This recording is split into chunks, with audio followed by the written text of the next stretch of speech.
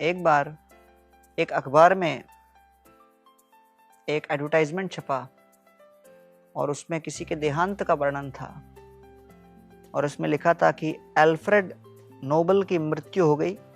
और वो कौन थे? मृत्यु के व्यापारी।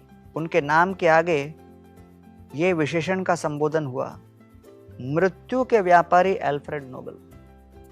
हुआ क्या था कि 1888 में 1888 में अल्फ्रेड नोबल के भाई लुडविग नोबल, उनका देहांत हो गया।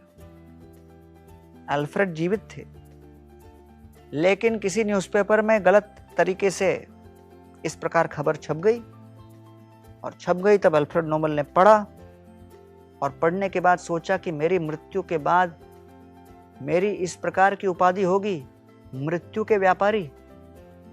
मैंने डायनामाइट बना के दुनिया को दिया, जिसके कारण कितने बड़े बड़े पुल बने, कितने आविष्कार और हुए और पूरे विश्व में कितनी प्रगति हुई।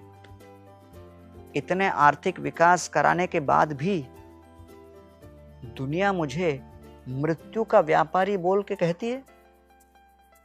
उस समय अल्फ्रेड नोबल के हृदय में बहुत बड़ा परिवर्तन आया, एक क्रांति मची और तत्पश्चात उन्होंने नोबेल प्राइज विश्व के बड़े बड़े वैज्ञानिक और अधिकृत लोगों के लिए तैयार किया। इसलिए हमें प्रयास करना चाहिए कि हम जीवन में जो कार्य करें वो ऐसा कार्य करें जिससे लोग हमें भविष्य में भी याद करें सकारात्मक दृष्टिकोण से।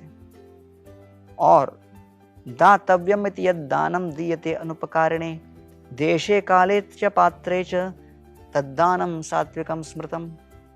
कहा गया है कि वो दान सात्विक है जो देश काल और पात्र के अनुसार दिया जाता है।